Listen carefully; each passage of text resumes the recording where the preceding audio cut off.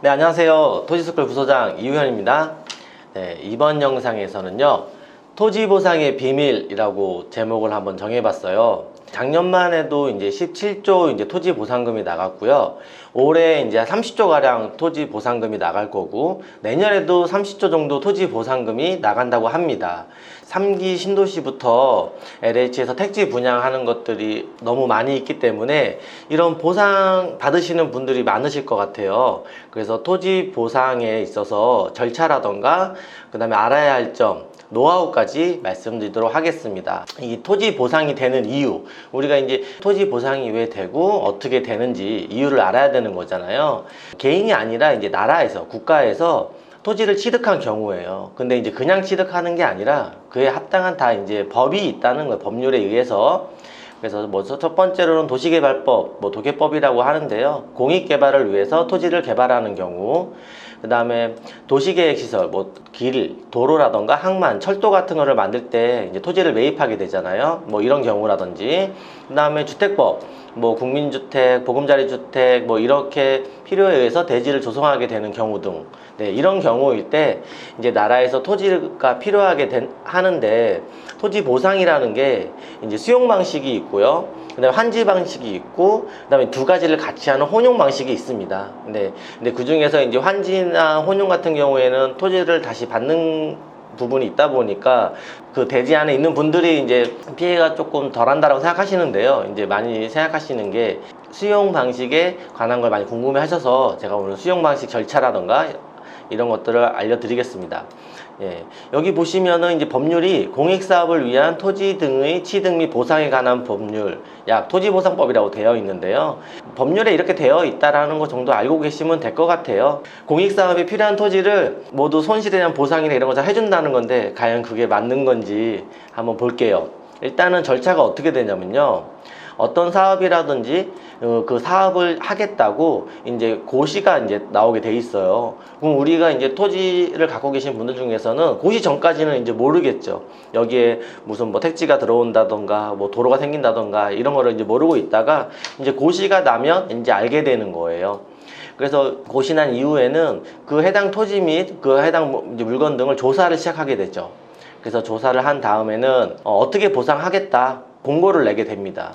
우리가 이제 첫 번째 여기서 가만히 있는 게 아니라 대응을 할 수 있는데요. 일단 간단하게 전체 틀을 한번 보시면 물건 조사한 다음에 어떻게 보상하겠다. 그래서 감정평가 이런 업체를 선정해서 감정평가 이제 금액이 나오는 거죠. 그래서 이 금액이 맞으면 보상 금액이라던가 이런 걸 주는 거고요. 다 끝나는 게 이제 순서는 간단합니다. 이제 읽어보시면은 조사를 해서 알려주고 감정평가 업체를 통해서 이게 얼마가 나오니까 그 다음에 이전을 하자. 이런 내용인데요. 여기서 첫 번째로 이제 아셔야 되는 게 이 보상계획 공고가 나가면 보상협의회를 구성할 수가 있습니다. 그러니까 그 토지가 예를 들어서 어디가 택지가 만들어진다. 그러면 그 토지 안에 그 지역 안에 토지 지주분들이 있지 않습니까? 혼자 있을 때는 힘이 약하지만은 여러 명이 다 같이 보상협의회 이런 거를 이제 구성해서 여러 힘을 모으는 거죠. 그래서 우리는 이렇게 너희들한테 요구할 것이다. 내 얘기를 들어줘라. 가만히 있으면 나라에서 행해진 절차대로 다 이루어지는 거예요. 그래서 가만히 있으면 안 되고 뭐라도 꼭 얘기를 해야 된다라는 거. 일단은 그래서 보상협의회를 구성하는데 이 보상협의회도 뭐 대표가 있을 거 아닙니까? 근데 이거는 이제 일전에 사례들이나 이런 거를 봐서 그런데 이런 대표가 있으면 이렇게 무슨 일이 또 생겨나기도 하더라고요. 그냥 협의회만 구성하고 대표까지는 안 뽑으시고 이런 단체 협의회를 만들었다는 게 중요할 것 같습니다. 그래서 이제 감정평가를 하게 되면은 그 해당 금액이 나오지 않습니까? 이 토지를 갖고 계신 분들의 얼마의 보상금이 나오는데 내가 여기서 가만히 있으면 그 보상금으로 이제 받고 끝나는 거예요. 근데 나는 보상금이 마음에 들지 않는다. 나는 내 땅의 가치가 더 높다라고 생각하는데 이러면 이제 이의제기를 하는 거죠. 그래서 이의제기를 2번 할 수 있고 소유권 이전하기 전에 또 이재결 기간이라고 있어요. 여기서 다시 한 번 할 수 있거든요. 그래서 총 3번 정도 내가 내 발언권을 행할 수 있다라고 생각하시면 될 것 같아요. 그래서 여기서도 이제 안 되면 이게 법이기 때문에 이 시행자는 이제 공탁금, 이제 돈을 보상금을 이제 여기다 맡겨놓고 나중에 찾아가라 이런 식인 거죠.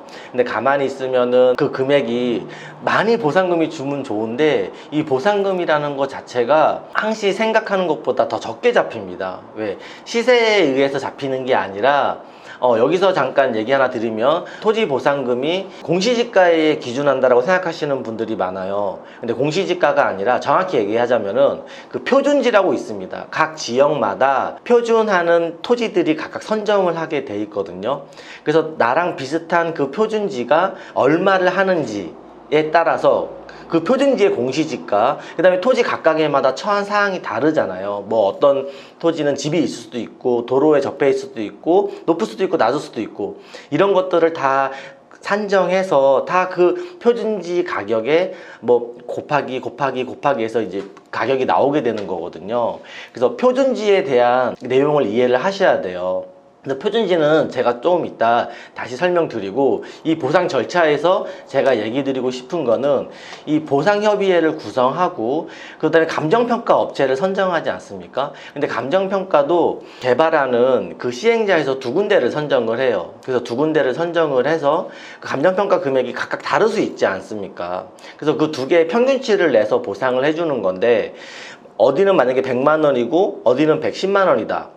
이 110%까지만 되는 거예요. 만약에 여기는 100만 원이고 여기는 150만 원이다. 이 감정평가 금액이 이렇게 많이 다를 때에는 다시 재감정을 하게 돼 있습니다. 근데 시행자가 선정한 감정평가사인데, 물론 감정평가사가 공평하게 하겠지만은 과연 내가 시행자 나라에서 하는 건데 좀 의견이 반영될 수 있지 않을까요? 그래서 그 해당 지역의 개발지의 택지 안에 지주분들이 과반수 이상, 그 면적으로도 과반수 이상 소유자분들이 우리도 감정평가사를 선임하겠다 이렇게 해서 3군데를 할 수가 있거든요. 그러니까 우리가 선정한 감정평가사는 그래도 저희 말을 많이 반영할 거 아닙니까?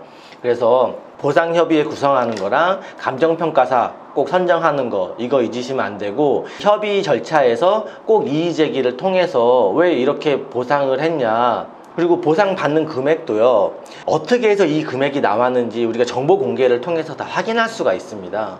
그래서 정보 공개를 요청해서 어느 감정회사가 어떤 이유로 이 금액이 나왔는지 우리 토지지주 분들은 다 확인할 수가 있는 거예요. 그래서 그거를 꼼꼼히 읽어보셔서 여기서 나는 이렇게 생각하지 않는데 라고 하는 것을 이의제기를 통해서 그런 의견을 꼭 피력을 하셔야 됩니다. 그래야 다시 재감정을 통해서 조금이라도 보상가를 더 받게 될 테니까요. 이해되셨죠? 그래서 아까 제가 표준지 말씀드렸는데, 표준지 한번 보면은 국토교통부 이렇게 들어가시면요, 여기 표준지 공시지가라고 있어요. 그래서 주소를 검색해도 알 수 있고요, 지도를 검색해도 알 수 있거든요. 근데 이 표준지 공시지가는 지도로 검색하시는 게 보기가 더 좋습니다. 어떻게 되어 있냐면은, 제가 이제 당진시의 한 동네를 한번 찾아봤는데요. 여기가 창리라는 이제 동네인데, 이렇게 표준 지가가 이렇게 하나, 둘, 셋, 넷, 다 한 10개가 넘게끔 이렇게 있죠. 그러면 어디는 도로에 접한 토지도 있을 거고, 어디는 뭐 임야가 있을 거고, 어디는 맹지고, 어디는 농림지역이고, 이렇게 표준하는 지가의 경우의 수를 다 해놨단 말이에요. 내가 갖고 있는 토지가 이쪽 편에 있는 농림지역이다. 그러면 이 토지가 표준지가에 영향을 받아서 내 가격이 산정되는 거죠. 근데 제가 아까 말씀드렸듯이 시행자 측에서 감정평가한 것을 보니까 내 토지는 도로도 있고 위치도 좋은데 표준지가 만약에 밑에 떨어진 거를 해놓은 거예요. 그러면 충분히 이의 제기를 할 수 있지 않습니까? 이 감정평가서를 보면은 그 표준지에서도 가장 공시지가가 저렴한 토지를 하는 경우도 있어요. 그러니까 꼭 이런 이의제기를 통해서 행정처 정보 공개 요청을 통해서 어떤 표준지로 했는지 이런 거를 꼭 우리가 알고 있어야 된다는 얘기죠. 아는 만큼 보상가를 더 받을 수 있다는 거 꼭 기억하시기 바라겠습니다. 그래서 지도에서 한눈에 볼 수 있게끔 이렇게 표시가 되고요. 그 아래 상세적으로 소재지가 얼마고, 동천마을 북쪽에 있는 토지고, 여기 뭐 농림지역이라든지 환경, 그 다음에 도로 교통이 어떻게 뭐 맹지냐, 소로에 붙어 있냐, 이런 게 다 각각에 나오게 되어 있습니다. 그래서 내가 갖고 있는 토지가 어디랑 가장 비슷한가, 어떤 다 가격이 틀리거든요. 공시지가가 보면은 이제 여기 제곱미터 나와 있으니까 평당으로 하면 조금 더 곱하셔야 돼요. 예, 가격이 다 틀리기 때문에 어떤 기준을 했는가에 따라서 가격 차이가 많이 난다라는 거 꼭 이해하시면 좋겠습니다. 그래서 표준지가 어떻게 산정된다라는 거, 보상 절차가 이렇게 오는데 내가 여기서 어떤 행위들을 할 수 있다라는 거, 이 정도 기억해 주시면 예, 될 것 같아요. 토지 보상에서는. 그 다음에 이제 예를 하나 이제 보여드리면요. 마을에 각각 이제 하천이 있는 경우가 많이 있어요. 근데 지금 이 사진을 보면 하천 정비 공사를 하기 전이거든요. 그래서 이제 뭐 장마 때라던가 뭐 이럴 때 보면 물이 넘치거나 범람을 한다거나 뭐 그런 경우가 있어서 다음 사진 보시면 이렇게 이제 하천 재정비 공사를 한 겁니다. 그래서 이제 축도 더 높게 쌓고 이쪽 편에 도로도 새로 만들고 더 깔끔하게 정비 사업을 한 거죠. 이제 건물도 짓고. 그러면 여기에 있던 토지들이 보상을 받게 된다라는 거죠. 그래서 이제 하천구역 같은 경우에는 뭐 환지 이런 방식은 아니잖아요. 다시 뭐 토지를 사용할 수 있게 이런 건 아니고 수용되는 경우가 대부분인데, 이런 수용되는 부분에서 아까 제가 말씀드린 절차, 네, 이런 거를 통해서 꼭 보상금을 더 많이 받을 수 있도록 하는 게 중요한 거고요. 제가 일전에 이제 상담받은 거를 하나 얘기 드리면, 그 상담받았을 때 그 지역이 제가 생각이 안 나서 하천 구역 이런 보상받는 거였는데, 예를 들자면 이거예요. 하청 이런 재정비를 하는데 이제 보상가가 이제 1억이 나왔어요. 이제 평수가 몇백 평 되는데 1억이 나왔어요. 근데 이제 상속받은 토지인데 자녀분들이 많이 있었거든요. 그래서 자녀분들이 이제 뭐 협의도 안 되고, 그래서 누가 대표자가 이제 뭐 얼마를 받고 이런 걸 해야 되는데 협의가 안 되고 이러다 보니까 이제 미지급 용지로 남아 있었던 거예요. 바로 이제 보상 금액이 나오는 게 아니라 그러면 다음에 정리되면 얘기해 주세요 라고 해서 지자체에서는 미지급 용지로 남아 있었거든요. 그래서 시간이 한 5년 정도 지나고 나서 이제 협의가 다 돼서 우리 이렇게 할 거니까 보상해 주세요 라고 이제 얘기를 한 거죠. 근데 보상해 주세요 라고 했는데 그때 감정평가를 다시 했는데 1억에서 6천만 원이 나온 거예요. 아니 어떻게 5년 전보다 더 가격이 이렇게 떨어질 수가 있냐. 뭐 물가 상승률만큼은 올라야 되는데 오히려 더 떨어진 거거든요. 그래서 왜 떨어졌나 봤더니 이게 하천구역이다 보니까, 하천이었다 보니까 주변에 이제 붙어있는 토지가, 이 사진이랑은 다른 경우입니다. 붙어있는 토지였는데 그때 5년 전에 감정했을 때는 일반 토지로 계산을 해서 1억의 돈이 나왔는데 현황을 와서 보니까 토지가 일부 이게 물에 조금 살짝 잠겨 있는 거예요. 일부분이. 그러니까 물에 잠겨 있는 이런 토지를 그 포락지라고 하거든요. 그래서 이렇게 잠겨 있어서 지금 현안을 감안해서 이런 토지는 못 쓰는 부분이 많으니까 그 포락지까지 감안해서 이 6천만 원에 대한 비용이 나왔다는 거예요. 감정평가가. 그래서 그때 당시에 받았으면 1억을 받는 건데 지금 6천만 원 받으라고 하니까 이 분들이 가만히 있겠습니까?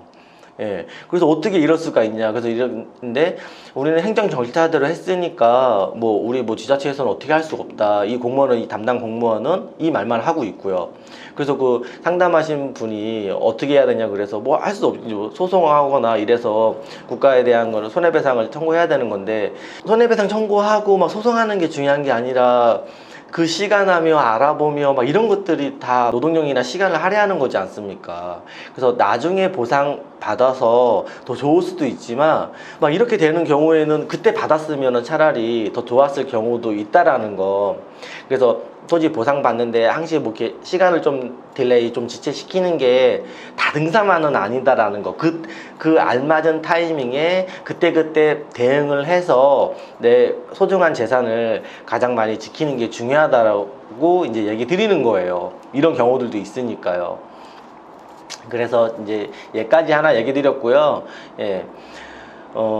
보상에 대해서 제가 좀 개인적으로 생각하는 거는, 나라에서 이제 어떤 개발 사업을 할 때 그 토지 보상가를 산정을 할 때요, 그 개발된 이후에 개발 이익금까지는 환산하지, 토지 보상가에 첨부하지는 않거든요. 그러니까 우리가 어디를 신도시를 만들거나 하면 훨씬 더 도시가 깨끗해지고 좋아지는 거잖아요. 그럼 토지 가격이 올라가는 건데 그 개발 이익금에까지는 그 보상 가격이 산정하지 않는다라는 거죠. 하나도. 그러면 나중에 끝나고 봤을 때는 개발 이익이라서 개발이 돼서 분명히 시세 차이가 나는 건데 분양을 또 그 개발된 이후의 가격으로 분양을 하잖아요. 그럼 개발 이익은 과연 누구한테 가냐 하는 거죠. 고스란히 국가 LH로 갑니다. 왜 토지를 갖고 있는 이 분들한테도 어느 정도는 보상을 해줘서 조율을 해야지. 토지 보상 감정은 그 현안대로 하고 그 개발 이익은 다 나라에서 국가에서 얻는다라는 게 이게 과연 맞는 걸까요? 이런 토지 보상 자료를 준비하고 얘기 드리면서 제가 이제 강의하고 이럴 때도 이런 생각이 들어서 한번 말씀드려 봤습니다. 그래서 올해 내년까지도 많은 토지 보상이 있으니까 혹시 이런 경우 있으신 분들이라면은 한 번쯤 절차나 이런 걸 잘 숙지하셔서 적절한 대응 하시기를 바라겠습니다. 네. 다음에 또 좋은 정보나 영상 있으면 올리도록 하겠습니다. 이 영상이 도움이 되셨다면 구독과 좋아요 언제나 감사합니다. 네, 다음에 또 뵙겠습니다.